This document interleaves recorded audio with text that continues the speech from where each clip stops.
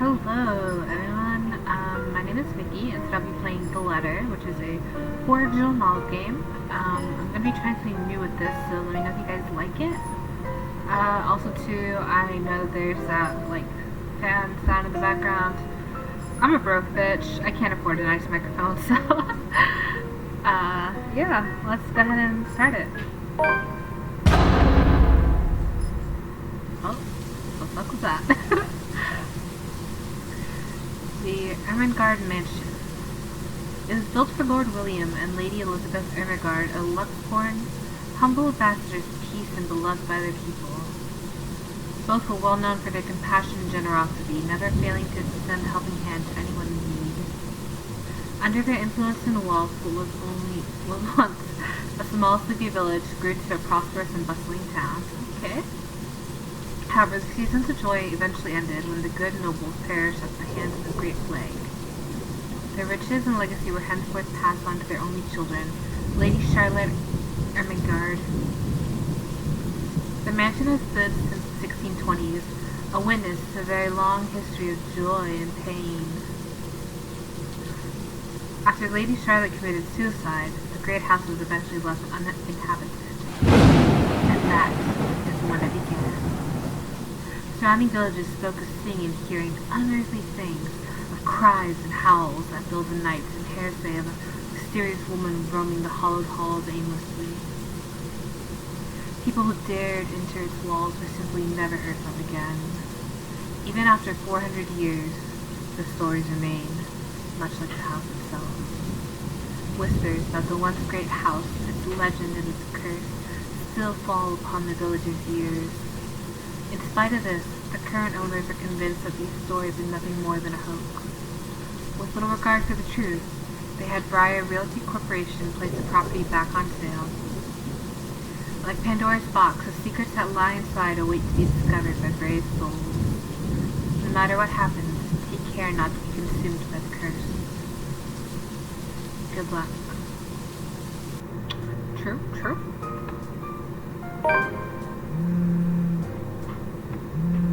Hello? Isabella? Are you there? Where are you? Oh shit. A familiar jittery voice comes from the other end. I thought there was voice acting all through it. Oh, hey Rose! I'm at St. Goretti High. What's the matter? What do you mean, what's the matter? It's the mansion, silly. I'm here and you're late. Jeez, we're on shift together. You promised. Oh my god, please don't tell me you forgot. You were planning on leaving me to check this place out on my own, weren't you? Yep. Fuck that. You chickened out. Calm down. You know I take my promises seriously.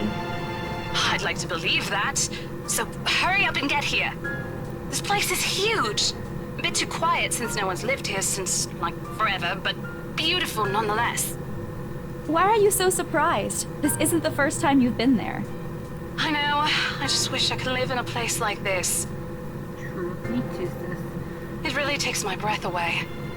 Yeah, well, I wouldn't be so sure about that. Not after the rumors that say it's haunted. Jeez, never mind those rumors. Ghosts aren't real after all. And even if they are, which they are not, they can't do anything. Sounds fake, though. Okay. They're nothing but spirits. You don't know that! They might be listening or watching right now, and they might not be happy with you enough to curse you. No offense, sweetie, but that's a bit of a stretch. Believe it or not, it's better to be careful. Right. You know, not every property we sell will end up with a dead body stuffed in a sofa. And I think that mansion is where we'll likely find another one. I can feel it. But another one? What the fuck? What kind of properties do they sell? That was one time, Isabella. Loosen up. Wait, just get here ASAP, please. I'm getting bored being here on my own. Fine. Let me just finish up here. I'll be right there soon. Okay, see you. Bye. She hangs up before I can respond. Rose, still charming as ever. Who was that? I look up at my phone to see Rebecca. Becca, giving me a questioning look. Oh, that? It's just Rose. I love this character I hope she's in the story. The one who More. trained you. The one who...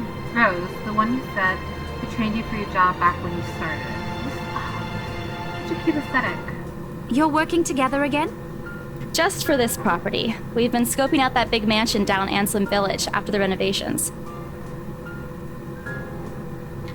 Today's sort of its grand opening to the public. The RC wants to give it one last check before we let potential buyers tour it this afternoon. Hold on. Is this the same mansion you've been telling everyone about? Didn't you keep saying how it just gave you the creeps? You actually went there? And you're going back? Yep. Well, I did promise Rose I wouldn't ditch her. And besides, a job is a job. Gotta do what you gotta do to make a living. As soon as those words leave my mouth, Becca lets out a soft chuckle. What's so funny?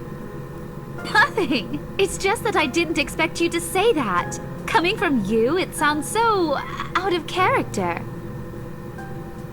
A fucking Slender Man in the back, like... I mean, no offense, but you've been freaking out ever since you got assigned to it. I honestly thought you'd back out. Not all the time. I could really use a huge amount of cash right now, and this is just the fastest way to get it. Plus, listen to this. Briar Realty wants it sold as soon as possible, and the agent who lands the deal is going to get a huge bonus. They never give bonuses like that. Getting that would make life so much easier. They're desperate, I'm desperate, it's perfect. And I'm desperate. That makes 3. Kill me. A sympathetic look crosses her face. You know, if you're really in urgent need of money, you could have just asked me. Or Ashton. We can always let you borrow, and you can pay us back whenever. I have to keep myself from groaning out loud. In the years I've known her, I can already tell what to expect when she has that expression. Becca! I've noticed that you've been living off instant noodles these past few weeks. Haven't we all, though? She crosses her arms and grimaces at the thought. Her voice slightly raises as she begins to scold me. Instantly, I'm reminded why Becca excels at teaching boisterous teenagers. Stop eating junk! They're cheap, but they're not good for you. You'll definitely end up in the hospital if you keep at it. That's the plan. You're not my mom. I press my lips together and roll my eyes at her. Ooh, what is this relationship update? Well, I guess we went down. My bad. I'm not entirely sure how I should feel whenever she goes in her mother hen mode. She means well. I'm glad someone's looking out for me, especially with my family living on the other side of the globe. But Becca's bossy attitude can be such a pain at times. She's more overbearing than Mama, and that already says a lot. You're not my mom! You're not my dad! I didn't say I am. Nope, but you're acting like one. You don't need to boss me around all the time. She gives me a completely unimpressed look. Immediately, I brace myself for another round of reprimands from her. I'm not bossing you around. I'm just telling you to at least mind what you're eating. Remember what happened last year? You ended up bedridden for 2 weeks after eating something bad, and I ended up having to listen to you cry about how those absences would take a huge chunk out of your paycheck. Do you want that to happen again? No, Mom. Only a loud, frustrated sigh comes from her while she pinches the bridge of her nose, likely to help ease a headache starting to form. I bite my lip to keep myself from laughing out loud at the image she makes, expecting her to say more. But when, at last, she looks up, she's simply carrying a resigned expression on her face. I'm serious! Not my mom, Rebecca! Maria Isabella Grace! A shut my mouth after that. Although I know she's not really angry, I don't want to push it. An angry Becca isn't someone I like to cross paths with in my lifetime. I've seen it happen and it wasn't pretty. Yeah, I'll stop.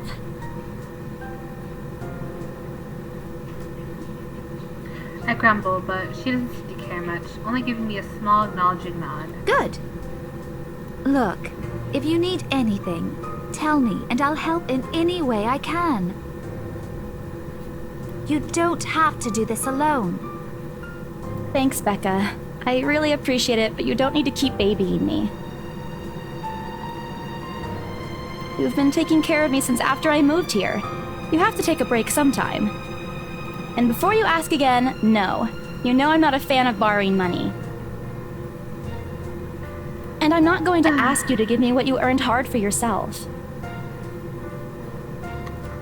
You and your relate. pride. But suit yourself.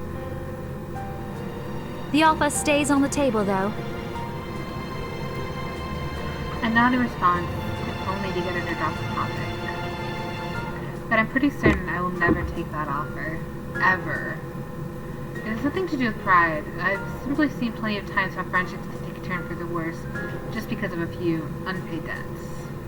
I don't want something like that to happen between me and Becca. We may argue a lot. Small, petty things, but she already feels like a real sister to me. I don't want to lose that friendship over something so trivial. Becca's movements when she takes a quick glance at something behind me snaps me on my Well, thoughts. enough chit-chat.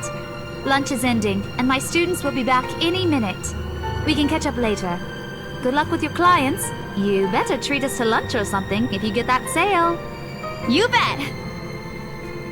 With a small smile, she returns to her desk and begins sifting through the pages of a rather thick history book. She's probably working on next week's lesson plan. Or trying at least.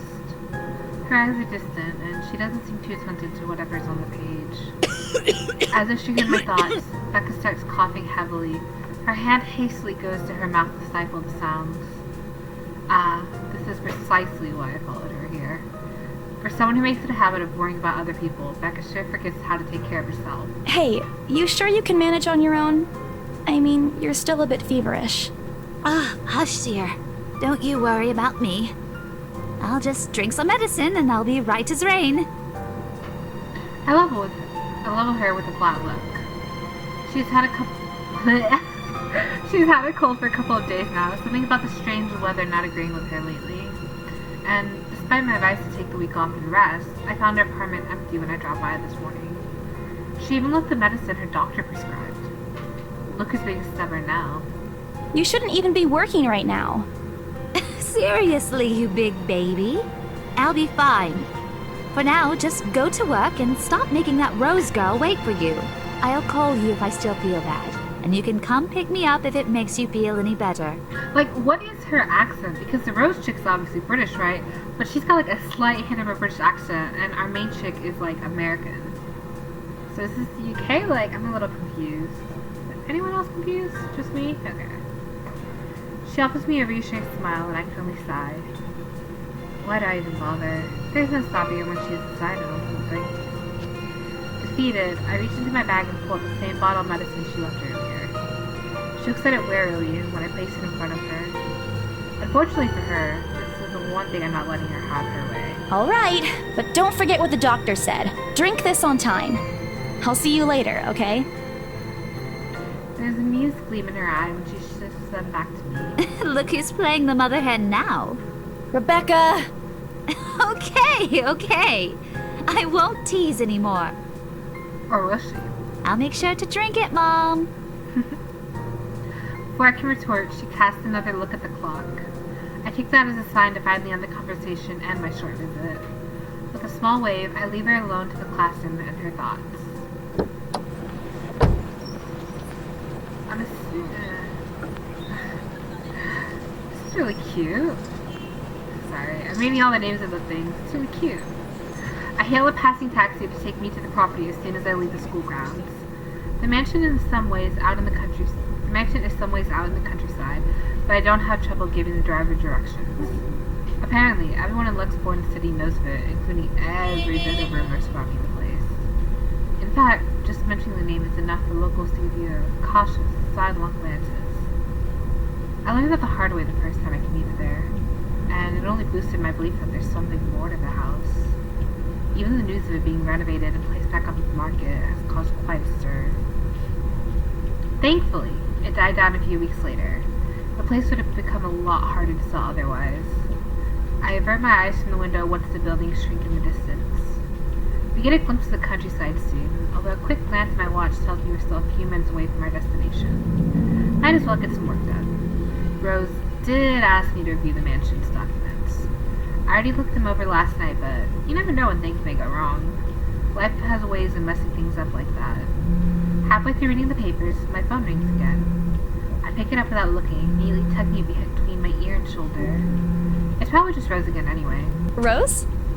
Guess again. Ooh, hello. That voice, I know, holy shit. Ash. Bingo. Hey, what's up? Just checking if you're still cool later this evening. You mean that thing with Zach? Yeah. He even called in the middle of the night just to remind me. No, don't worry. I didn't forget. I'll be there. Cool. I'll see you later. What time do you get off? Around 6 p.m.? I don't know. It's the first day of the Ermengarde Mansion's open house, and we're expecting quite a number of potential buyers. I'll be booked the whole afternoon. Ermengarde Mansion? You know, the big Jacobean mansion at Anselm Village? I'm on my way there right now, actually. On your own?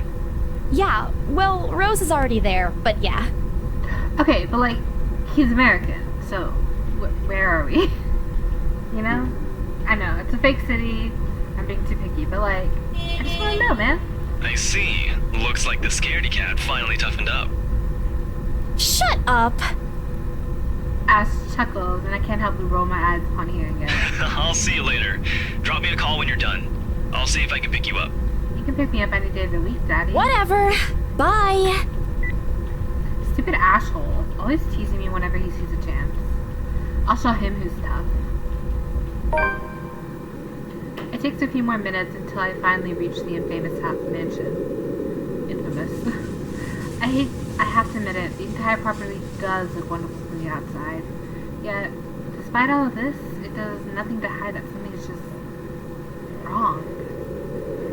The surrounding area is unusually silent, and only the rustling of the leaves can be heard as the occasional breeze passes. While Anselm Village is just a few miles away, everybody keeps their distance on purpose. Perhaps out of fear, the horror falling under the mansion's curse. Somehow it makes me feel sad. The lack of immediate human presence just makes this place all the more eerie than it has any right to be. If it's uncanny in broad daylight, I can't imagine how this place looks at night. You planning to go inside that place, Missy? The voice nearly makes me jump out of my skin. Without completely taking my eye away from the house, I gave the driver a confused nod. A beat passes while I wait for him to say more, but his only answer is a non-committal hum. Belatedly, it occurs to me that he must have never been waiting for my payment. Belatedly, it occurs to me that he must have been waiting for my payment. I mentally slap myself for spacing out and promptly hand him the fare with an apologetic look. I expected him to leave as soon as I've paid, but there's a hesitant expression on him as if something hasn't been said yet. Is there something wrong? Look, Missy, I'm sure you've heard what the people are telling everyone about that place. Nobody likes to be disturbed when they're at peace, and I'm pretty sure whatever they say is in that house doesn't want to either. I admit they did a good job fixing it up, but there must have been a reason why even distant relatives of the family who used to own the house never lived in there despite inheriting it. No wonder they wanted to get rid of it. Maybe they just didn't like it? You never know. There's that factor, but what he has said has left a foreboding feeling in my gut. I breathe out a heavy sigh as I approach the house. After hearing enough of the rumors, I should have expected the conversation to take that turn, but I'm already here. Backing out is completely out of the question. It's not like I have a choice anyway. If I want to get that bonus in commission, one way or another, I've got to sell this property. The door's ajar when I get to it. However, while my own copy of the keys thankfully sits me in my hand. Rose must have left it open when she arrived. That's weird. The may be the only people here this early, but I've never known her as someone careless. Entering what greets me inside leaves me gaping. They've cleaned every corner, waxed floors, dusted the antiques, searched every nook, cranny, and crevice, and made it spick and span. All for the sake of making the mansion more enticing to the modern-day lords and ladies. But no matter how hard they try, the mansion still looks as soulless as ever, as though it's going to eat you alive. If you ask me, they should have just listened to what other people have been telling them and leave this place alone. Some things in this world are better left alone and never to be disturbed ever again. Rose? I call out. Rose, I'm here. Where are you? My voice echoes softly throughout the hallways. Oh, who am I kidding? In a place this big, I don't think she'll hear me no matter how deafening the silence is. She could be all the way on the other side of the property for all I know. Quickly, I reached for my phone and dialed her number, but...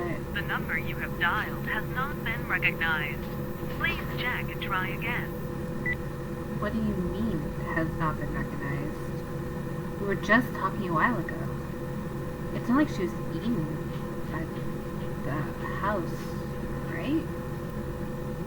Or maybe the ghost did hear us talking and spirited her away. Right? Right?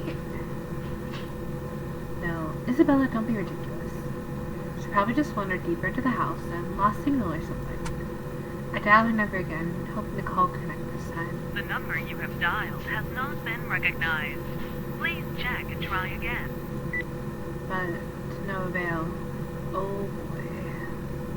I have a very bad feeling about this. Rose? If you can hear me, please come out. Come on, Rose. This isn't funny. You know this place gives me the creeps. No answer. This isn't going to work. This place is big. She could be anywhere. I need to start looking for her. I take a deep breath before venturing deeper into the mansion. A couple steps forward, I notice something move about the grand staircase. What the hell? Rose? Rose, is that you? Not funny. I'm leaving you if you don't come out. Not coming out, huh? Fine, I'm going. Okay, that's a lie. She's my friend. I can't really leave until I know she's alright. Growing desperate, I try to contact her number again. Come on, please, give me something. Please, Lord. Yes, finally! Hello? Hello? Rose, I'm here at the mansion. Where the hell are you? She doesn't respond. There's also heavy static coming from her side. I sincerely hope it doesn't get cut off again before I can get the answer from her. Rose, come on. Where are you? A few moments pass until the static eventually starts to quiet down. What?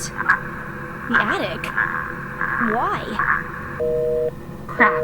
It got cut off. Man, do I really need to go there? With how deep inside the mansion the attic is, there's barely any signal there. No wonder I can't contact her, but why is she there? Out of all the places, she just has to make me feel fetched in the creepiest room in this place. Is she doing this to get back at me for being late? Whatever, I'll just go. The sooner I meet up with her, the sooner I'll feel better about being here. I carefully make my way up the staircase. My legs wobble as I mentally curse the fact that I've chosen real estate instead of picking a career that doesn't involve strange abandoned houses. Upon reaching the top, the grand hallway greets me. My bad. It branches out to the two major wings of the mansion, the east and the west wing. There are two attics here, one on each side, but the east one has been converted to a storage room of sorts, and somehow I find it least likely for Rose to wander there by herself. Besides, she never did like going to stuffy storage rooms, so I head towards the west wing first, where a simple wooden door at the end of the hall opens to a small room. Inside is another set of steps leading to the second attic. Unlike the grand staircase, though, the stairs to the attic are steep and narrow, made of old stone and covered with thick coating of dust that kicks up into the air with every step. Thank God it's still daylight. If it wasn't for the light streaming through the door behind me, I might easily stumble and fall. With how old the place is, there are no light fixtures to illuminate the cramped passage up. Why they didn't bother to add one here when they renovated escapes me. Sheesh, they did it with the rest of the house. A small bedroom was me at the end. It looks exactly like it did the last time I've been here, full of dust, worn out, and faded by time. Odd, I thought they cleaned everything. Did the crew miss around? The cleanliness is the least of my concerns right now. The more pressing matter is Rose. She's not here. Was I dreaming when I talked to her a while ago? Did I mishear her? No. It couldn't have been a dream. After all, the creepy ambiance of the estate is doing such a remarkable job in making sure I stay awake and alert. And I'm sure she said she's here. Is this a prank? Or maybe the phone call was Rose's last message to me before the curse got to her.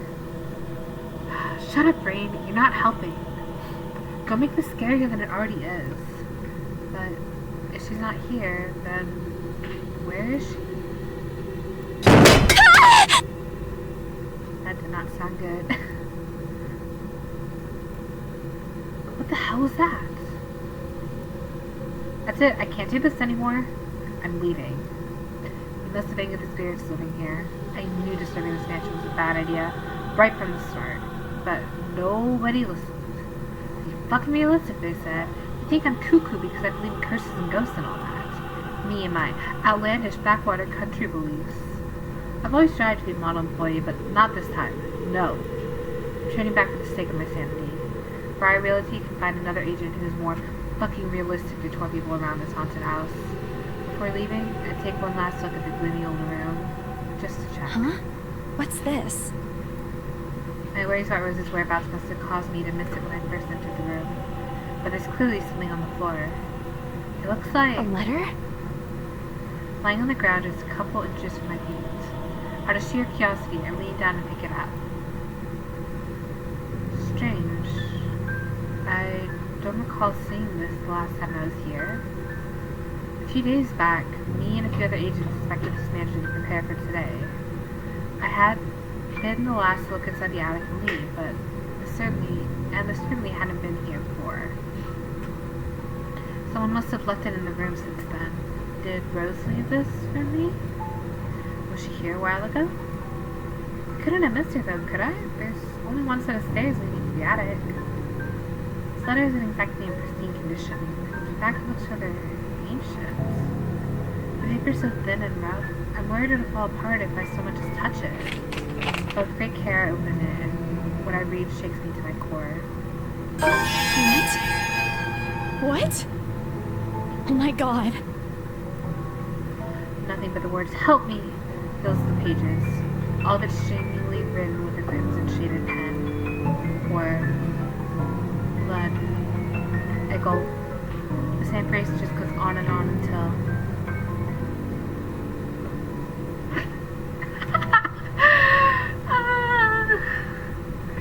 Send this to 5 people or else. Oh god, I'm getting flashbacks of all of those emails from the mid-2000s where it's like, this letter is cursed if you don't send it to 5 people, the demon will get you.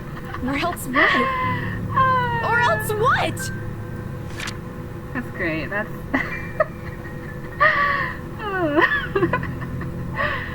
As quickly as I can, I scan the back of the paper and peek into the envelope to make sure I'm not missing out on a second page, but there's nothing. No. Oh, please, no. My hands tremble as dread creeps over me. The room is suddenly getting colder. I need to get out of here. Folding the paper in half, a sight that greets me next has me frozen on the spot. A pair of blood-soaked feet enters my field of vision, covered in gaping wounds with skin eaten away to reveal flesh, bone, and all manner of things one isn't meant to see. It's too much. All of this is too much. I want to cry, call for help. The words catch in my throat. Even my feet won't move, completely paralyzed out of terror. Lord, please save me. I'm going to go ahead and save. And look up. I need to face it. Whoever whatever these two belong to, I need to face it. And if I'm going to die, if they're going to kill me, at least I'll know what my killer looks like. Cold comfort. So with a deep breath, I summon every ounce of courage I have left in me to shift my gaze upward.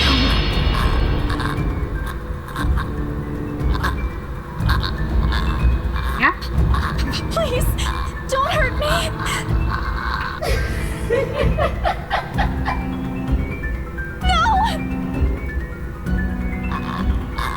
Without thinking, I scrambled towards the door. I struggled to open it, but it won't budge. Stay away! Go away! Please, Lord! Make it go away! Why now? Why won't it open now? I heard Sphinx as reality dawns in. I'm locked in. Locked in with that thing. Let me out! Let me out! Lord, please, let me out! It slowly approaches me as I reach the doorknob, violently back and forth.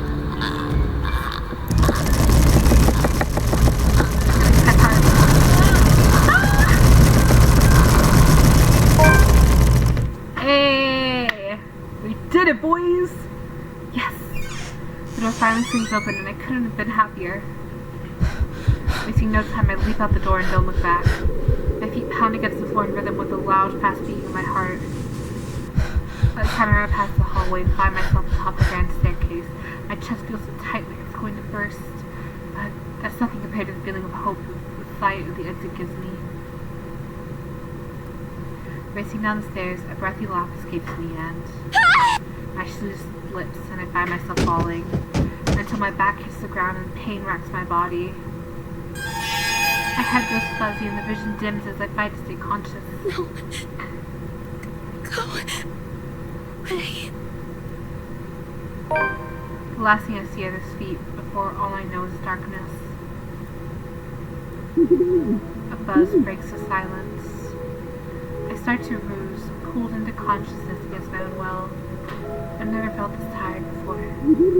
I just want to sleep, but the insistent buzzing and poking and prodding isn't letting me. My old mattress may not be the comfiest of places, but it doesn't make me any more eager to wake up. 5 more minutes, Becca. I swat away at what is nudging persistently at my side.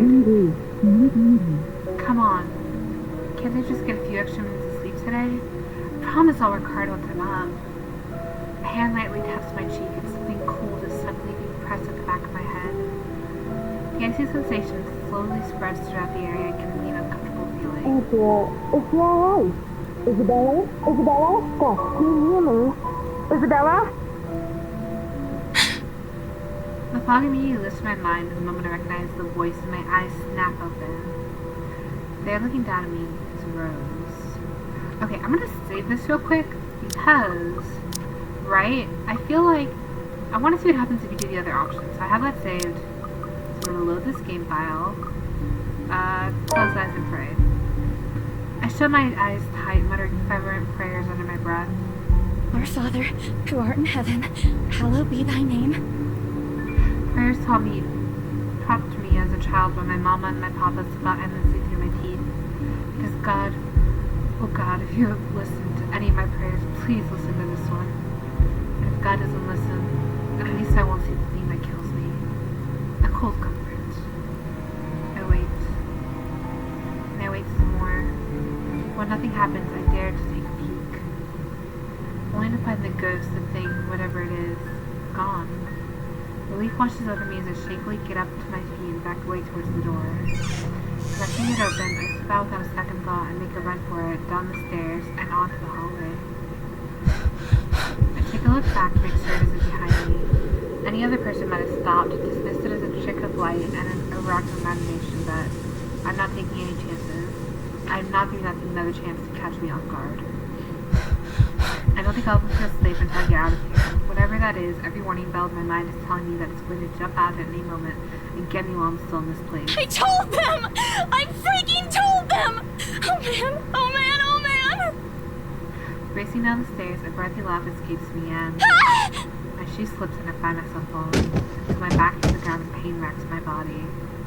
My head goes fuzzy and the vision dims as I fight to stay conscious. No. Go away. The last thing I see of is 2 feet before all I know is darkness. Okay, so you can die. Interesting.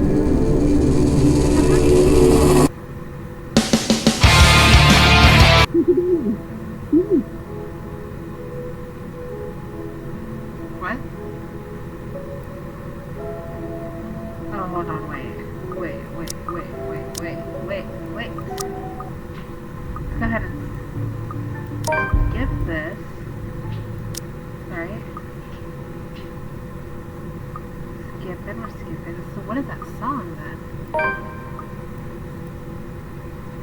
Is this important to the story, or is it just an animation?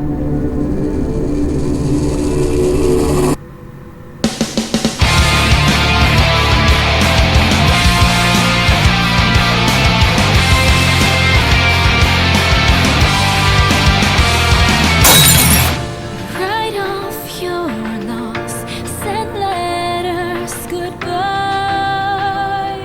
I won't forget you, though your life fades away as I wither in this world filled with regret. Hold my hand and leave. Please don't leave me be. In these bloody halls where we shed all our tears, the darkness breaks, our memories alone remain. I reach out beyond the curtain black.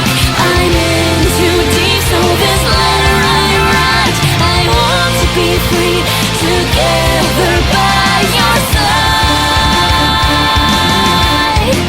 And spend eternity in this lonely place we call home.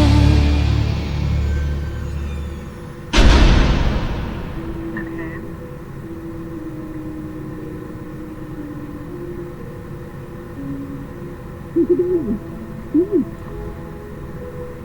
Okay, so I guess either choice didn't really matter. One just got to look at it and... Okay, well, I'm gonna go ahead and stop the video here for now. Let me know if you guys want more of me voicing the unvoiced dialogue, or if you want my commentary, or if you prefer just a no commentary playthrough, and I will see you all later. Thank you so much. Have fun.